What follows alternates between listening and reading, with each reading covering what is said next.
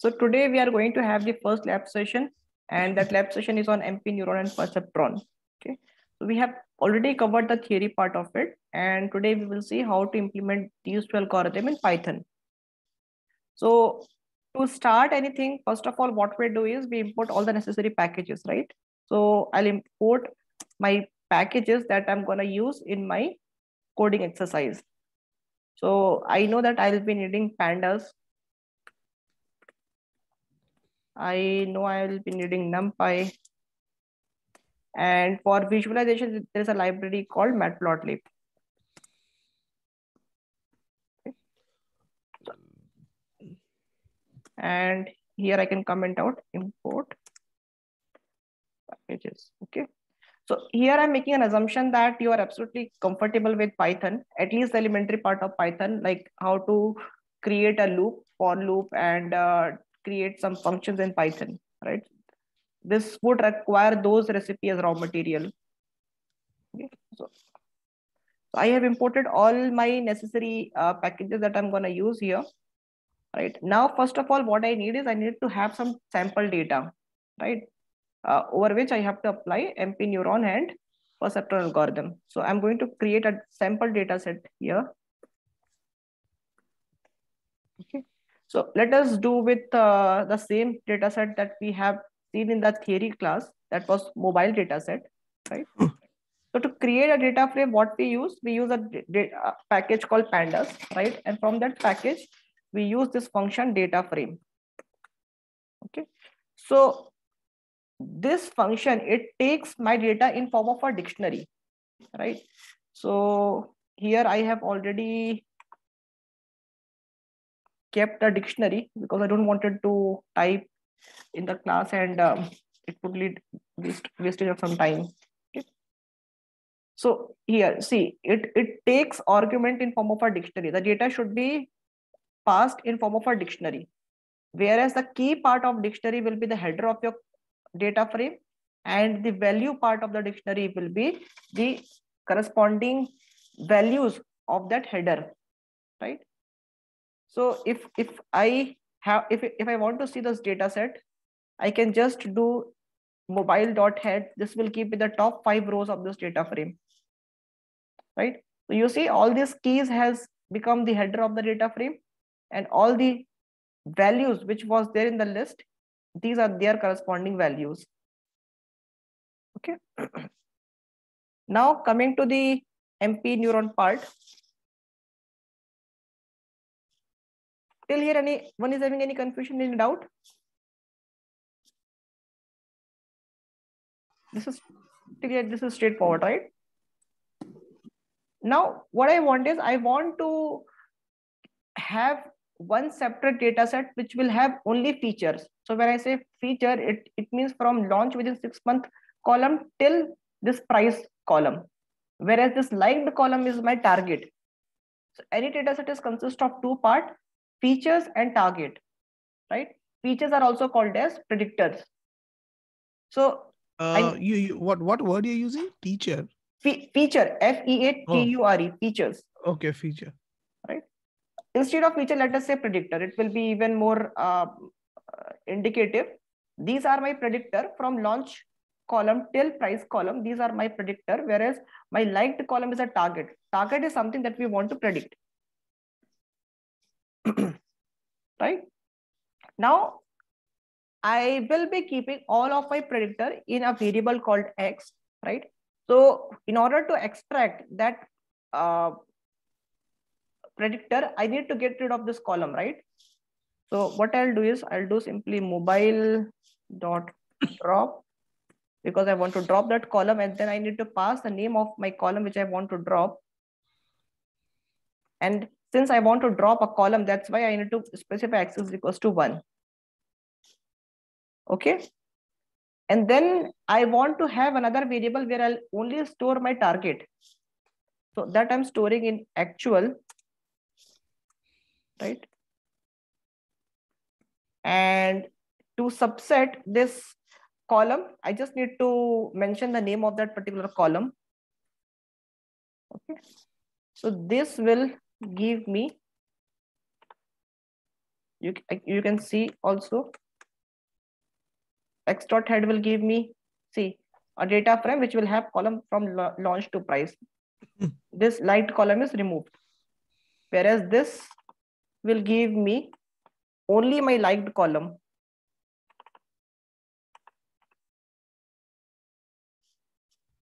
Right? So you see 111000000 likewise. Okay. Now let us come to crafting the algorithm. This is important part, right? So I want your full attention here. So what we want to do, we want to get the optimal value of threshold, right? So in comment, I'm writing learning the optimal value of B. B is nothing but my threshold. Now I'm defining an empty list, first of all, which will keep the losses that I'll have with each iterations. Okay. If you recall, this is a simple brute force approach, right? We need to keep changing the value of B. We need to keep calculating the loss in each iterations. We will pick that particular value of B where my loss is minimum. So first of all, I'm defining an empty list where I have to keep appending the losses after each iterations. Now I need to invoke a for loop here.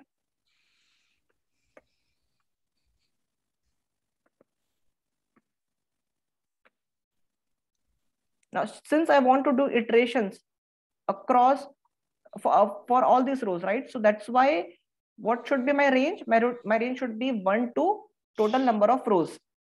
So this x dot shape is giving me number of, sorry, these iterations I have to do for column, right? So that's why x dot shape 1 plus 1.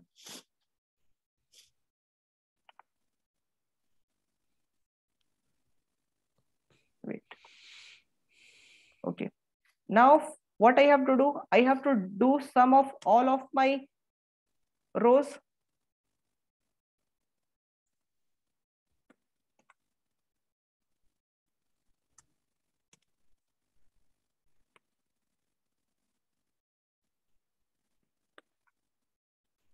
Right.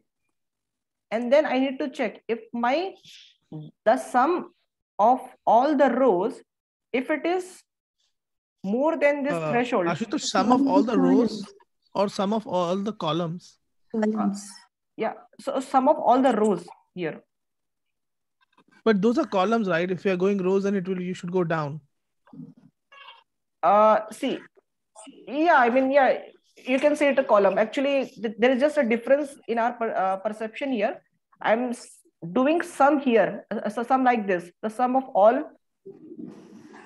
the elements of this row, which you are seeing which you are seeing that it is a column. You are absolutely correct. It's just that there's a difference in our perception. Okay. Okay.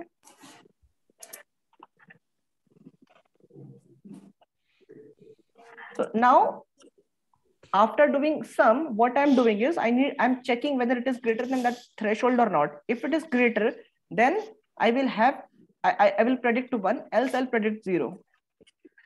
Okay. So for that, I'm creating a list which will be 1 if my sum is greater than threshold, right? Else 0 for x in data sum. So this is a list comprehension statement. If you have gone through the previous part, I'm sure that you must be aware of this. This is a list comprehension part, which is simply doing sum of all of my row elements, and it is checking if it is greater than threshold. If it is greater than threshold, it is assigning 1, else it is assigning 0. Now, how do we compute loss in case of MP neuron? It is a square error loss, right?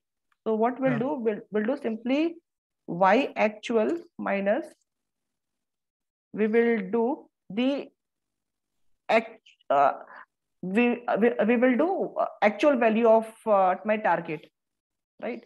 True label. And true label is stored in where? Ypred. Sorry. Yeah. Y actual minus our prediction. So why you're doing that np.array? Yeah, because see, right now my y, if you'll check my ypred, my ypred is a list, right? Yeah. If I have to do element wise subtractions, I need to convert my list into numpy array. In case of list, you cannot do element wise operation. For example, let me show you. If there's a list 1, 2, there's another list 0, 1. So these are the two lists. If I want to do a minus b, right, I won't be able to do when I'm having it in form of a list. I won't be able to do. If I have to do this element by subtraction, I need to convert it into numpy array. The moment I converted np array, I'll be able to do.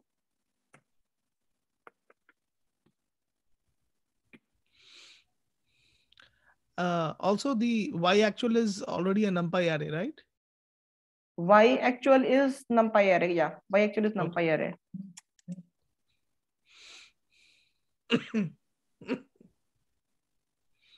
See here, right? Yeah. Okay.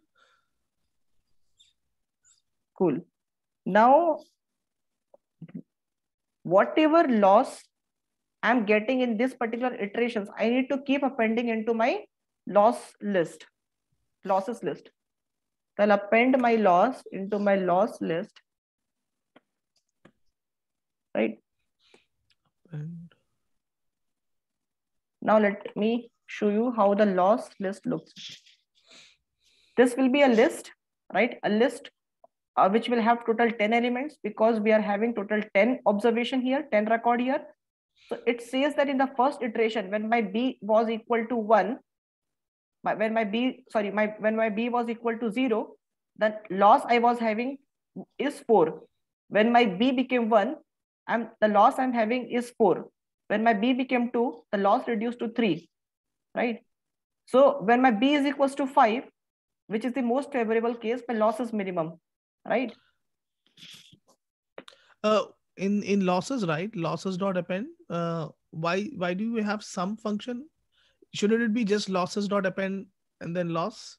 No. See, if you see the loss, let me print the loss.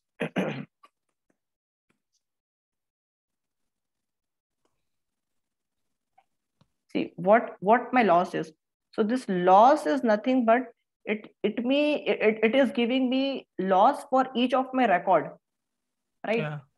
So for when my iteration, when my b is equals to 1, I will have one loss corresponding to each of my record. Yeah. Right.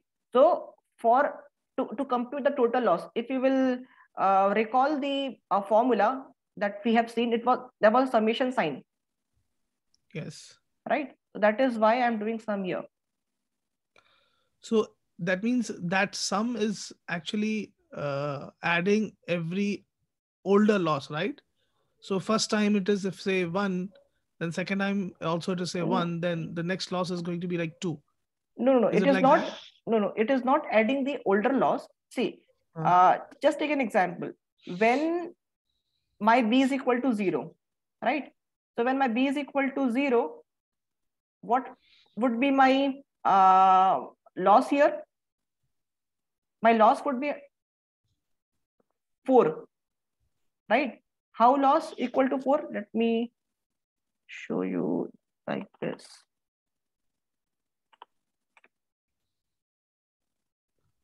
Right. So when my b is equal to 0, right, and I'm having total 10 observations, right? So when my b equal to 0, Yeah. you'll always say 1, 1, 1, 1, right? You'll always predict 1. So when my b equal to 0, in this case also you will say 1. In this case also you will say 1. In this Yeah. case also you will say 1. So your prediction is always 1.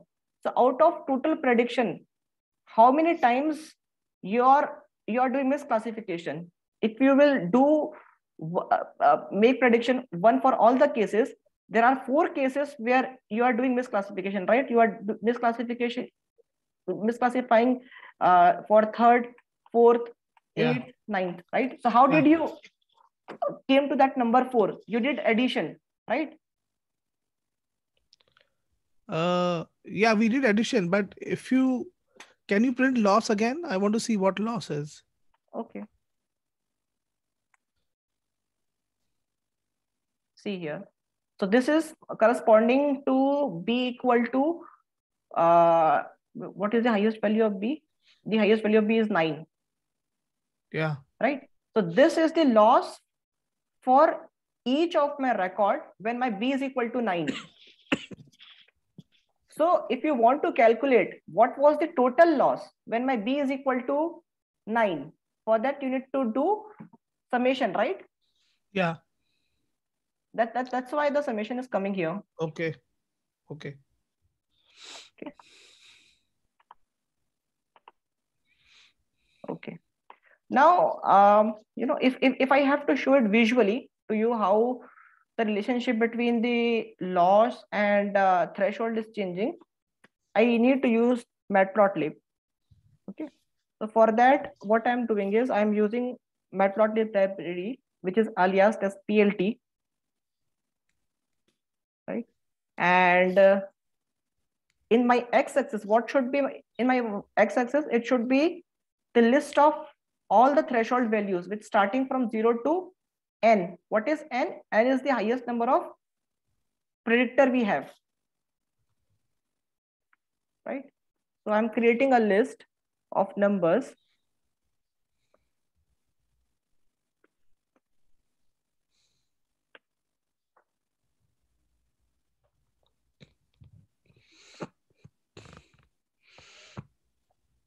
And I want to, okay, import matplotlib as PLT. Mm.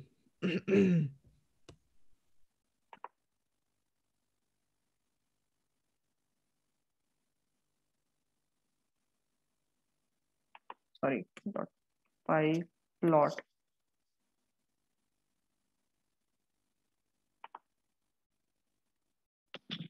Right. So you can see, right, when my threshold value is 5, my loss is minimum, which is equal to 1. Right. If I want to make this graph more intuitive, I can put my x label and y label by using this command.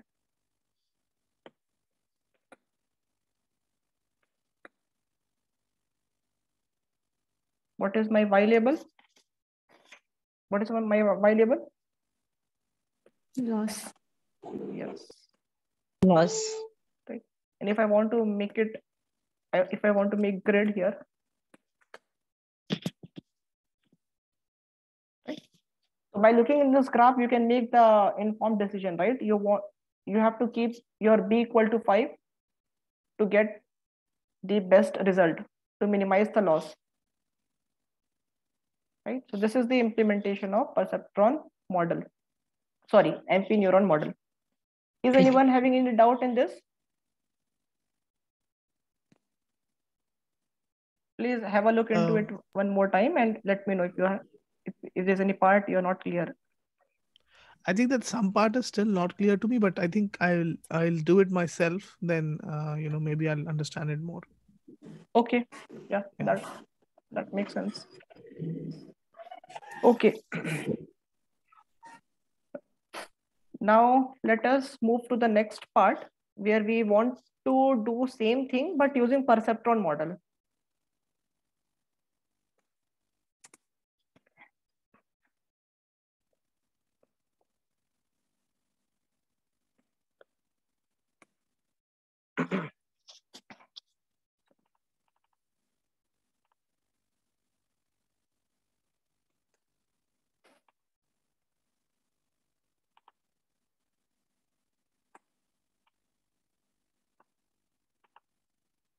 Okay. All right. Now, this was fairly simple, right? We did not created any function. It was fairly straightforward. We just did some brute force approach. But now let us try to implement perceptron algorithm with some function implementation so that you can reuse this algorithm again and again in different part of your projects. Okay. So to define a function in Python, I need to type this keyword, right? DEF. and then I need to put the name of a function. So my name of function is perceptron, right? And what would be the argument of this function?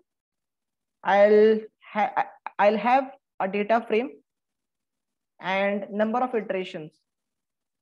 So this is a new parameter I'm having, which was not there in case of MP neuron. So what this iter means, it means the number of iterations, right? That means for how many times we want to keep doing the update of weights. If you recall the perceptron algorithm, what was it?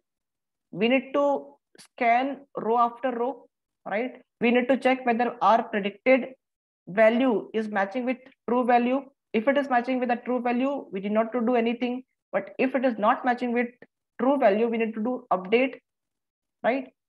If it was actually a positive point, but we said it is negative, in that case, we have to update the weight. How we will update the weight there? W is equals to W plus X, right? If it was negative case, but we have predicted positive, that case also we have done misclassification, right? In that case also we have to do update in weights. How we will do update? W is equals to W minus X, right? I have just briefly summarized perceptron algorithm. Now we will implement it. So first of all, what I'm doing, again, I am dividing my data into two parts. In one part, I'll have only features. The other part, I'll have only target. So this is the another way of subsetting from a data set. What this does is, whatever data is having, it will just remove the last column and keep the rest of the other column. This -1 does that, right? Why do we have to do that at the last when it has to not print it? See, we have done here also, right? We have created our X and Y variable. In X variable, we are only keeping our predictor, and Y variable, we are only keeping the target. The same thing we are doing here also. We are segregating predictor and target.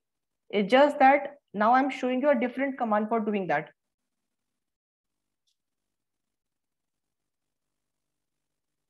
Initially, we used drop, but now I'm showing a different command for doing that. Is it clear, Nashma? Yeah. Right. Okay. So what I said, first of all, we have to initialize the weight, right? So I'm setting that initially all of my weights will be 0. Ashutosh, you put the same information for feature and label? No. It is different. See, here colon, comma, colon, -1. Here it is just 1 colon, comma, -1. Okay, yeah.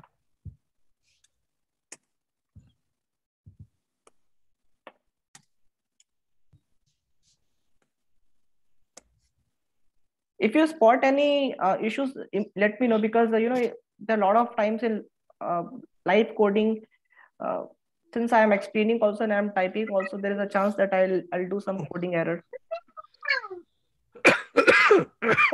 So what I'm doing here is, first of all, I'm creating an array of all zeros, and the length of this array will be equal to length of our weight, right? So this is a command for doing that.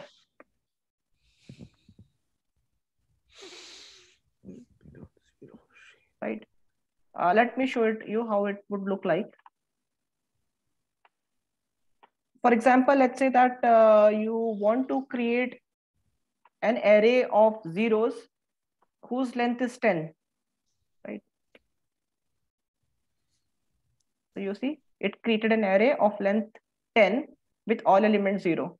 So this is how we are initializing weight, right? And what will be the length of weight? It will be equal to number of predictor we are having, because with respect to each of my predictor, I'll have one weight.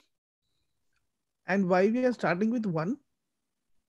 Where we are starting with 1? Like the shape, np.shape equal to 1 comma, right? I mean np.zeros shape equal to. You could have done like this also. Shape 0. See, 1 means what? if we'll do 0, 10, right? So what will happen is, I want one row and total 10 column. See here, there's a one row and there are total 10 column, right? Initializing the array. Yes. No, but even 0 is like a row, right? I mean, 0th location will also point to a row. So why is it not? No. Here you have to specify the shape of your array, the shape of your matrix, right? You cannot have any matrix with 0 shape, with 0 row. At least you'll have one row, right? Oh, yeah, you're right. Right. So here you have to specify how many number of rows you want, how many number of columns you want. So I have specified here 0 rows and 10 columns. But why I'm writing 11 here? Because last one is not counted. Yeah, Ashutosh, you can, since there are 11 columns, you can also write 1, 11. So why do you have to write 10 plus 1? Okay. Because see, this 11, because this 10, I don't want to hard code. It is depending upon the size of your data set, right? Can you just type 10 and see what happens, like not 1? See, it will create the same thing. Yeah, that's what I was saying. But the reason why I'm doing like this is, because I don't know whether it will be 10 always. If you'll give me some another data set which will have some other number of features, some other number of predictor, this 10 will change, right? So this is something I'm taking in dynamic fashion. This should come from my data itself. I should not hard code it. Okay. So again, I'm here creating a list of misclassification. Initially, I'm creating it as empty list. This will update. Now for each epoch, so epoch means for each iteration. This epoch is standard term, right? So whenever you say epoch, you just understand that I'm talking about iteration. And number of iter I have already specified, right? Number of iterations. So for x dot label in zip. Ashutosh, where have you specified num_iter, like the value to it? It will come. It will come when I will call this function. This is an argument, right? Okay. Now what I'm doing is I am zipping my 2 column, right? So what I mean by saying zipping, let's say that I'm having a column like 2, 3, 4, 5. I'm having another column 3, 4, 10, 11. When I am doing a zip of A, B, what I'm doing is I am pasting this array together. It will be something like this. Now it will become a 2-dimensional array, 3, 4, 10. Now it has become matrix, right? So when I do zip of this 2 vector, it will become a matrix, a 2-dimensional array matrix, right? Those commas are optional, right? Even if you don't put, it still is a matrix. Yeah, even I don't put, it is still a matrix, but this is a better way to explain because because I don't want to confuse it by saying it is a 23. It is 2 is one element, 3 is other element. Okay.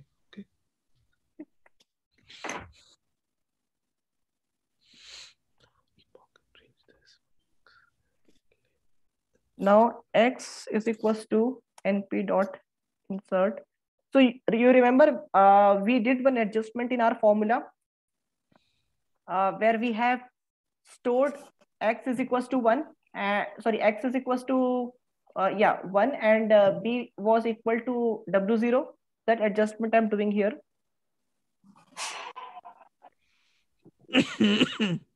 Now, NP, we have also seen that in case of perceptron, it is just the dot product of my W and X. Right.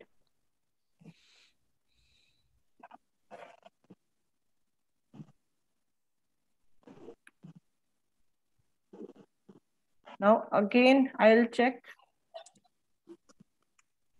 Sorry. Y is greater than 0. Else it will be 0. Right. Now, I'll check the loss. In case of loss, I'm doing saying delta here, which is nothing but my true, which is nothing but my predicted minus target. And then if my difference, is not equal to 0, then I have done misclassification.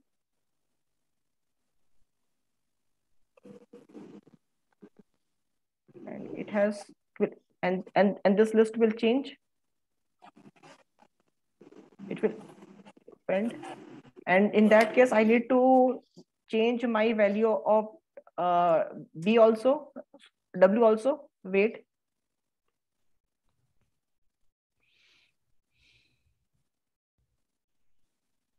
Now, I'll explain you what I am typing here, if in case you're not able to follow. Yeah, can you explain line by line if it's possible? Yeah, I'll do that. Let me complete this one.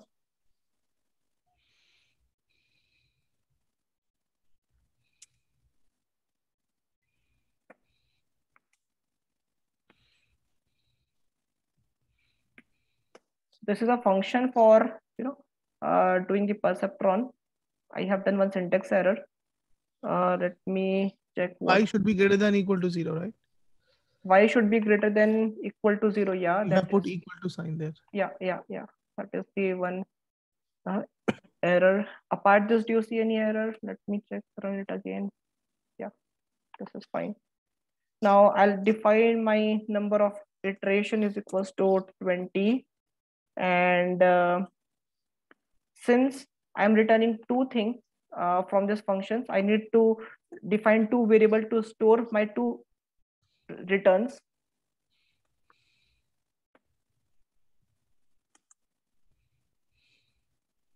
First, I'm invoking my function here and I'm passing the value. So mobile was my data set. Now dot values is what? It converts my data frame into NumPy array. Right. Now the question is why I'm converting my data frame into NumPy array, because computation over NumPy array is always faster than computation over pandas data frame. Right. Okay. So spelling mistake.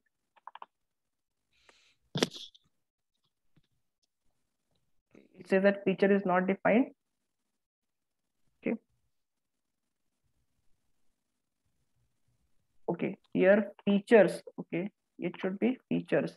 Here I have written feature and there I have written features. That's why it was mismatch. Right. Which line I'm having np dot features. Then it says that local variable misclassified reference before assignment. Again, there is a spelling issue. Misclassified there.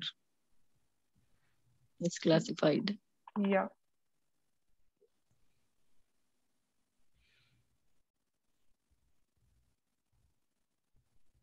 Int object is not iterable.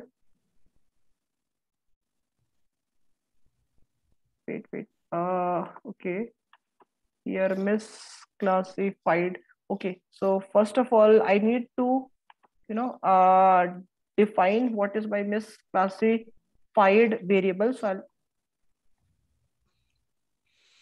I'll explain this thing in another 15 minutes. We have for doubt class, right? In that, I'll explain this. So first of all, my misclassified is equal to 0. And then I'll just change it.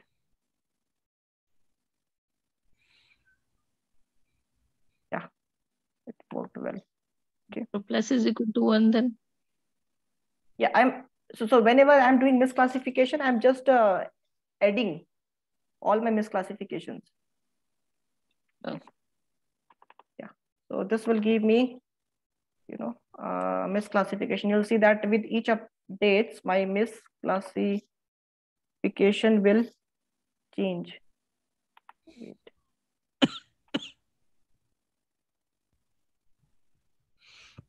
Okay. Yeah. So this program is complete. I'm gonna spin another bridge for 15 minutes, and in that will complete this. I'll explain you line by line this. Okay. Please join that link. Okay.